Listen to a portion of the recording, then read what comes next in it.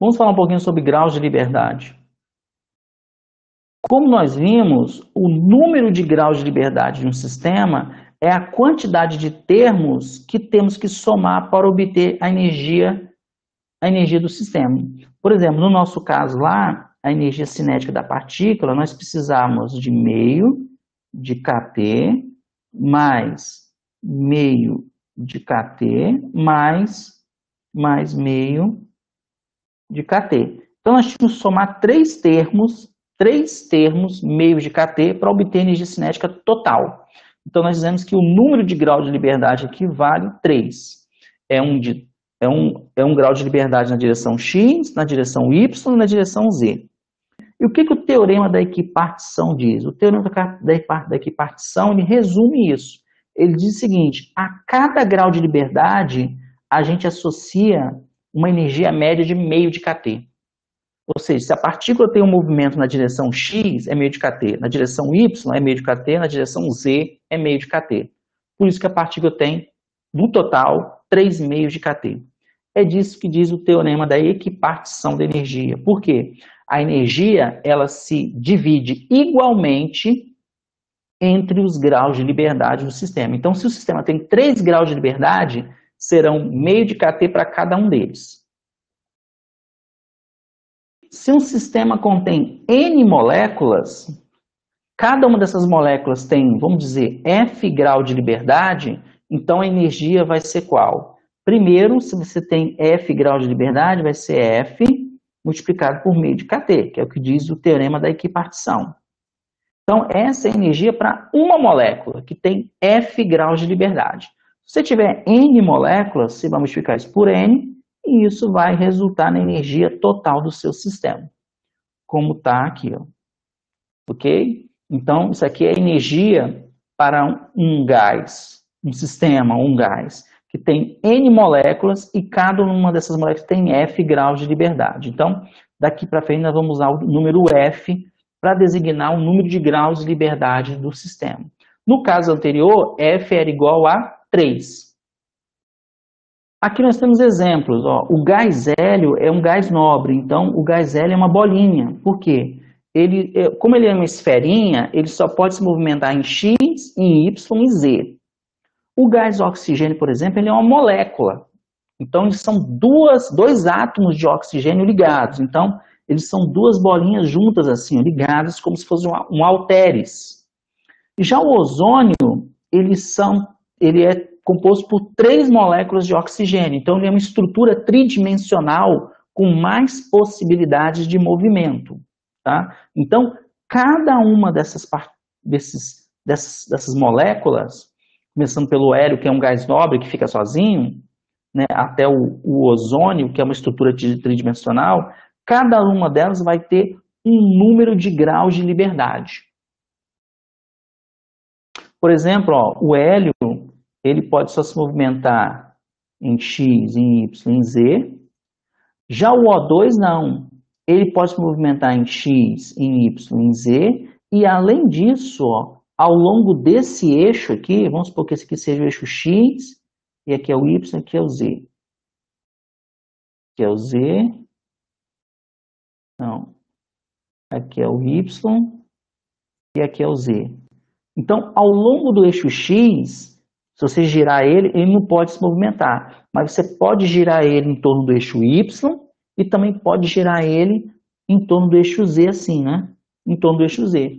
Então, além de se movimentar em X, em Y, em Z, em transladar para X, para Y, para Z, ele pode girar em torno do eixo Y e girar em torno do eixo Z. Então, ele tem 5 graus de liberdade. A molécula CH4, que é o metano, ele é uma estrutura tridimensional. Então, ele tem muito mais graus de liberdade do que o hélio do que o oxigênio, né? Ele pode transladar em X, em Y, em Z, além de poder girar em torno dos 3 eixos. Então, ele tem 6 graus de liberdade. Então, aqui 3 graus de liberdade, aqui 5 graus de liberdade, aqui 6 graus de liberdade.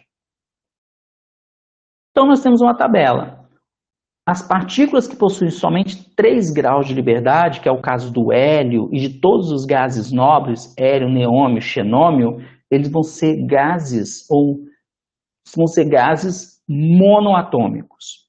As partículas que possuem 5 graus de liberdade, que é o caso do oxigênio, são parecendo uma halteres, vão ser gases diatômicos.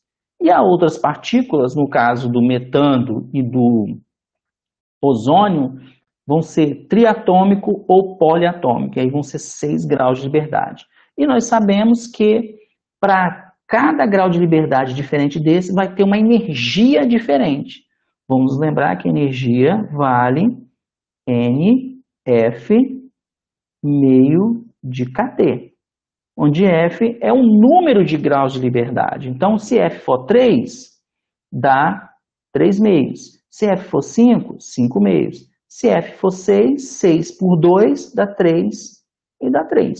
E com isso a gente obtém a energia total de um gás monoatômico, diatômico, triatômico ou poliatômico. Então é assim que a gente vai obter a energia cinética, ou a energia total desses gases.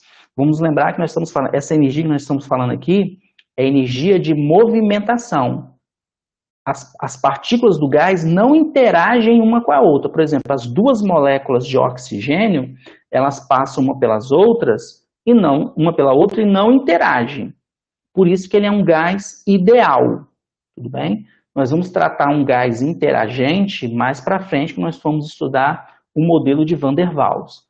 Por enquanto, o nosso gás ele não interage. Então, a energia que nós estamos falando aqui é energia cinética. Então, esse U aqui é energia cinética. Então, aqui está, ó, energia do gás monoatômico, 3 meios de NKT, e energia do gás diatômico, que são as duas que nós vamos trabalhar mais, que vale do diatômico 5 meios de NKT. Fazendo exercício rápido, vamos calcular o valor numérico de kT, só para a gente ter uma ideia, já que o kT aparece em todos os valores de energia que a gente pode tratar. Então, calcular o valor de kT à temperatura ambiente. Vamos sempre nos lembrar que a temperatura ambiente vale 300 kelvins. Então, pega o valor da constante K, constante de Boltzmann, que é 1,38 vezes 10 a menos 23, e multiplica por 300. Note, é um número muito pequeno, multiplicado por um número que é da ordem de 100. Então, o valor dessa conta, kT, vai dar 4,14 vezes 10 a menos 21 joule. Então, é uma energia muito pequena. Então, a energia da partícula vai ser dessa ordem, 10 a menos 21. Para melhorar, o que a gente faz? A gente não trabalha com joule, porque joule é uma unidade de energia muito grande. A gente converte para o eletrovolt. Vamos lembrar que 1 eletrovolt ele é igual a 1,6 vezes 10 a menos 19 joule. Então, convertendo de joule para eletrovolt, é só pegar esse valor e dividir por 1,6 vezes 10 a menos 19. Fazendo isso, nós vamos obter um número que é da ordem de 1 sobre 40 eletrovolt. É bom lembrar isso para você ter uma ideia de grandeza, né? Pelo menos o kT à temperatura ambiente.